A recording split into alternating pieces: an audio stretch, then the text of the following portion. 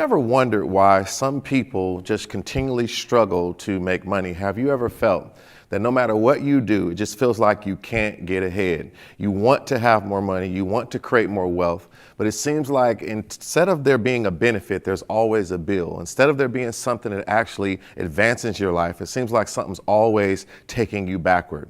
It seems like others have an unfair advantage of why they're able to make money and why they're able to have the things that they want and they desire, while you struggle and you try to figure out, how can I have more and be more and do more when I just don't feel like I have anything to work with? Well, I want to talk today about 7 lies that really keep people broke. But not only that, more importantly, and the more dangerous thing is to actually be broken. And so we don't want to be a broken individual, because if you consider yourself broke or not having enough money, then you can always begin to build from there if you're not broken on the inside. And so we're going to talk about 7 lies that, again, can change the game for you when you start realizing that these things are not true and you have to look at things differently. So let's jump in. So I want to go over lie number 1. And so I'm going to use my whiteboard here and kind of walk you through some things. But the first lie that I want to explain to you, I want to say number 1 here, is that time is money. So this is a big lie that you want to get out of your mind, when the reason that people who don't have a lot of money think that time is money is because that's the way that they get paid. They get paid by the hour. They get paid on a salary. And because their money is associated with time, they think time is money. So every time they make a decision with their money, it feels like they're spending their life, because this thing isn't $100, right? If I was making $20 an hour, then this thing is actually 5 hours of my life. So we want to begin to disconnect time from money. When you begin to think differently about that, you will not focus so much on how much your time is being impacted, associated with money. These are 2 separate things. And in fact, time is exponentially more powerful than money. Time is more valuable than money. And we all can understand this, because if I gave you $1 billion right now, but told you you had to die the next day, you wouldn't take it. That's because we know that time is more valuable than money. So we want to get rid of this lie and realize that time is more valuable than money. And if we understand that, we'll try to earn money to get more of our time back. And this is how wealth-minded people think. So we want to disconnect this thinking, which causes us to strive for something better. When I understand that time is not money, then I won't be looking for the next job that pays me more per hour. I won't be afraid to spend something that's going to make my life better. It's going to help me grow my money, because I feel like I'm giving up my life. So this is just a total lie. Now, let's go to lie number 2. Lie number 2 is that we should work harder to make more money. So these are the individuals who say it's all about the grind, right? I'm going to work hard and push, and that's how you make more money. Now, don't get me wrong. There's effort to anything we do, but this is the wrong thinking. We don't want to work harder, right? We want to work on the right thing. So we can be working harder at something that doesn't work, right? So this is why a lot of people, they end up in this kind of cycle of poverty, because they're working harder on things that don't work, simply because there's something that they don't know. So we have to begin to expose ourselves to greater forms of knowledge, greater forms of information that will allow us to work on the right thing, right? So if you are doing something that does not really generate a benefit, if you are doing something that doesn't really add value to your ability to create wealth, and then you work harder at it, right? So you're learning how to do the wrong things better. So this is what we want to prevent, right? We want to really begin to, before we kick into working hard, we want to make sure we're working right. Now, this kind of goes into lie number 3. So lie number 3 is kind of associated with this, is where people say, don't work hard, right? Work smart, right? So this is another lie. Don't work hard, work smart. Well, when you think about working smart, this is still directly associated with working smarter at something that may be dumb, right? So you don't want to be trying to get smarter at something if it's not the right thing. What we really should be trying to do, I want you to think about this. So there are 4 levels of creating wealth. So we can make wealth from using our muscles. We can get some form of money. We can make some money from getting management skill. Well, now I'm able to lead teams and take on executive positions, things of that sort. We make more money by being able to use our mouth through communication skills. And we make the highest amount of money from using our mind, right? So this is why anywhere you go in any industry, you'll notice that the muscle gets paid the least. You go to the hotel, the person who's cleaning the room and changing the beds and doing all of that, they make the least. The people that are managing the front desk and overseeing things, they make more. The people who are communicating and creating sales events and things for the hotel to grow, they make even more money. And the people who created the idea for the hotel make the most. With a restaurant, same thing. The people busting the tables, the people cleaning, the people that's back cooking and these things, they make the least. The people managing the restaurant make more. The people actually doing the communication, the sales efforts and growing the restaurant make even more. And the person whose idea was to even have the restaurant makes the most. So as you can see here on my whiteboard, the key is we don't want to work smarter.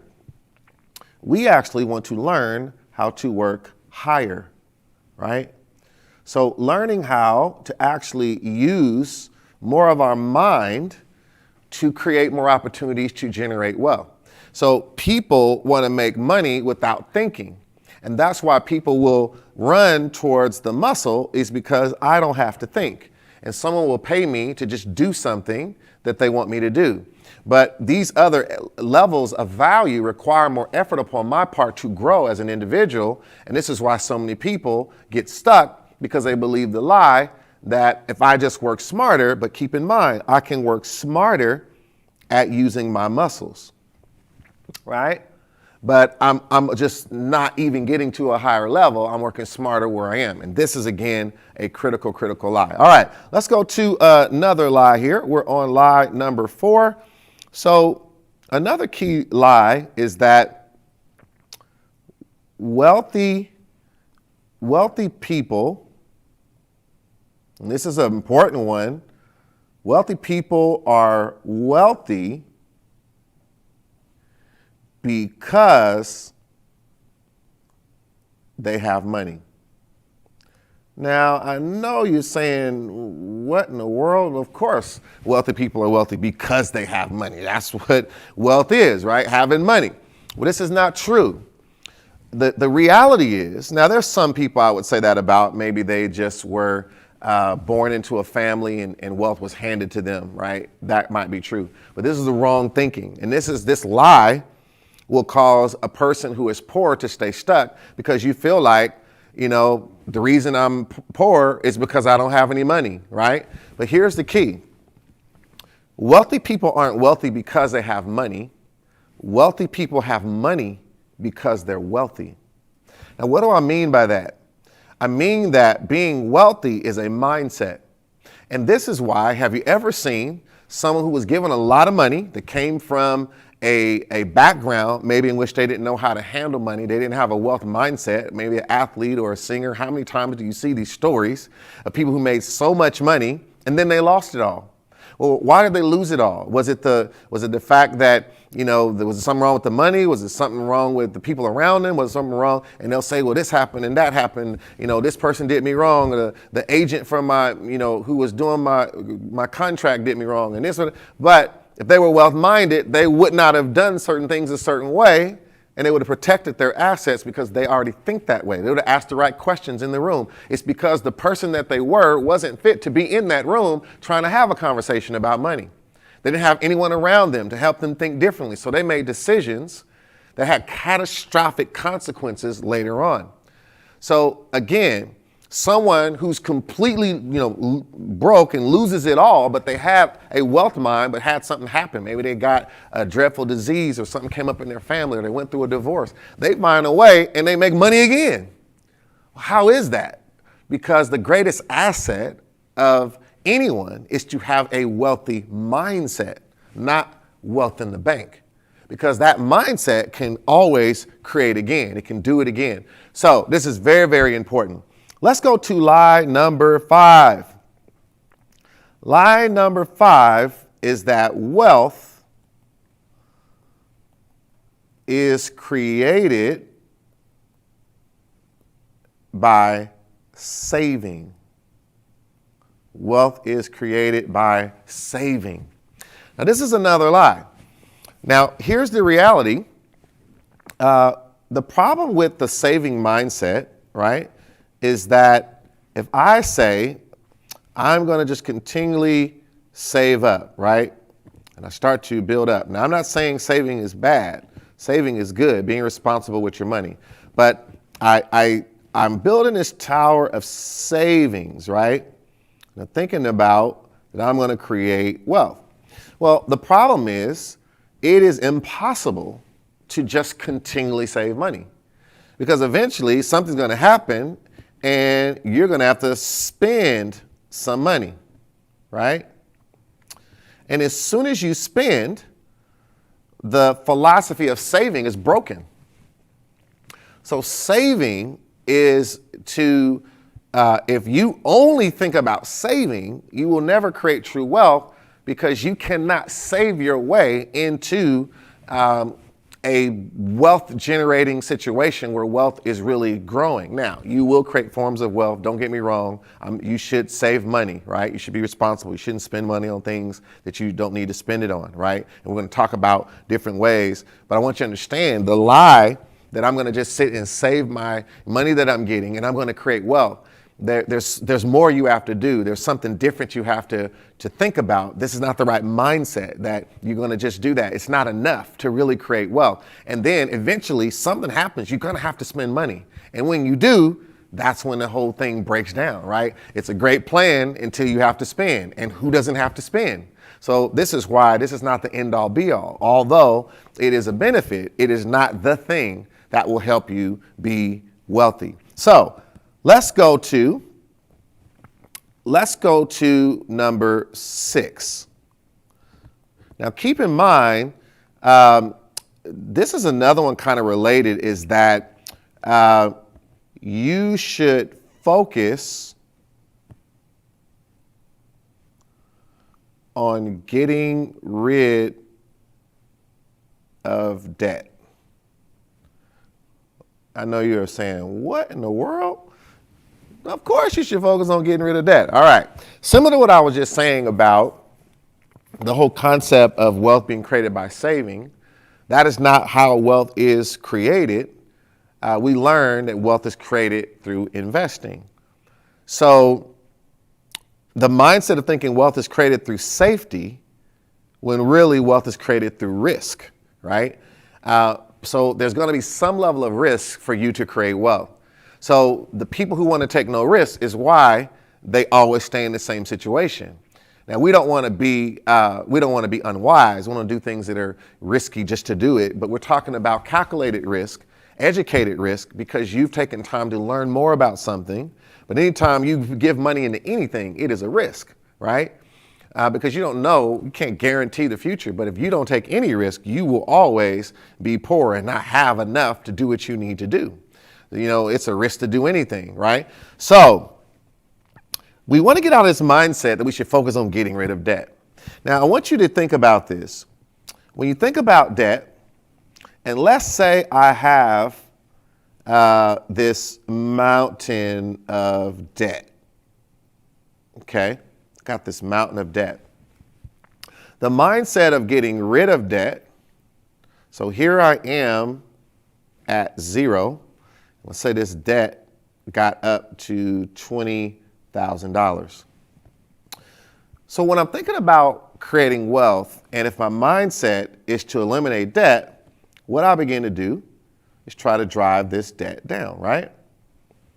The problem with this is the mindset of only getting rid of debt is a plan to get to zero. So I want you to understand that. Is zero wealth, right? I don't know, you can see that this is a zero. It looks like I've created a dollar sign or something. I mean, a dollar or whatever. This is not wealth. This is just getting back to zero, right? So getting rid of debt is really not the thing that is going to actually cause you to create wealth. In fact, we should come to understand that there is good debt and there is bad debt. So I want you to know, the people, who do you think uses more debt? Poor people or wealthy people? You'll be shocked. Wealthy people. Because wealthy people are always looking for opportunities to use someone else's money to make more money. And this is the good debt thinking of how can I leverage debt to create wealth? Whereas poor-minded thinking, right, is I use debt to get different types of things and so forth, things that don't create wealth, things that don't pay money back. So I have to learn what is good debt versus bad debt. And if I'm sharp enough, I want to actually use good debt, right? Good debt to invest in assets that create wealth and use the wealth to get rid of the debt, the bad debt, right? So eliminate the bad debt. So this is a smarter strategy, right? So now don't get me wrong. If you're in a situation, you need to pay off some credit cards and things, you should try to do that. But I'm saying is the mindset that once I can just pay this stuff off, then I'll be good. Then I'll be straight. Then I'll have it together. And you still don't have your mind opened up to that debt isn't the issue. It's the type of debt, right? Because if we don't, so if you use debt wisely, people have used a credit card to pay for a program that's going to teach them a skill that makes them money. That's good debt. If you're going to, take a loan to finish to actually do something that's going to allow you to buy a property or to create a business, to help you learn how to run a business, this is an asset, right? This is a debt that's actually generating something for you. You have to understand that thinking or you won't make those moves, right? And the people you see and you look up to that you think are so wealthy and doing great things, you don't understand how many times they've leveraged debt to be able to get where they are. All right, so let's go to last but not least, number 7. And we want to, this one is a big one. This is a big one. Let me go back to my normal color here. This is a big one though, because we're dealing with the actual purpose of money. So with the purpose of money, this is a big one because when you take a person that has a low income mindset, right? I'm not talking about, you might have money in the bank. I'm talking about the mindset. The low income mindset feels that the purpose of money is to pay bills and to get what you want. Right? So, whereas we got another person over here, the wealth-minded person, they feel that the purpose of money is to buy assets, ultimately to make more money. So this is why you will find low-income people who, as soon as they get money, the greatest thing they feel they could do to celebrate that is to show everyone they have it by getting more jewelry, getting a nicer car, getting things that make them look better, get some nicer clothes, right? The wealth-minded person, when they get money, the first thing they think about is, how could I use this money to make more money? When you have that mindset, you're going to always end up finding better opportunities because you have better thoughts and you have a better focus. You have a better frame of mind. So that frame of mind is going to lead you to a whole different arena when you're thinking that way. When you're not even thinking that way, you can't even think about the things that could take you to the next level because your mind is not on that, right? So everything we get begins with what we think about. It begins with who we are. So this is why when I said earlier, wealthy people aren't wealthy because they have money. Wealthy people have money because they're wealthy, the mindset they have. So we have to change our mindset. And you can do this while you're flat broke, while you don't have anything. Start to change your thinking, change the way you see the world, change the way you see your life, change the way you see what you should be focusing on. And when you begin to do this, then you will start to attract wealth, not because we believe in the secret or the universe comes and gives you a gift basket because you think hard about it. No. The fact is, if I think about something, I'll feel those things and I'll do something. Right? So it's not the law of attraction, it's the law of action. So when you do the things that lead to greater results, you are more prone to get those results. And that's the part people leave out, like the thing's just going to think about it. No, you have to be willing to do it. But it does start with how you think. I hope you enjoyed these 7 areas, these 7 lies, and I hope you will overcome those lies by receiving more truth about the right way to think. This is a critical mindset to be the CEO of your financial position. Here we charge, we expand, we overcome, because that is the true way that we're going to get past anything that holds us back. It's not society, it's not other people. We got to deal with what's happening in here. And once we do, there's nothing that we can't strive for once we get the right frame of mind and the right information. I'm Mike Lee Parker, the CEO Maker. Make sure you rise above the lie, because the truth will always stand. May God bless you.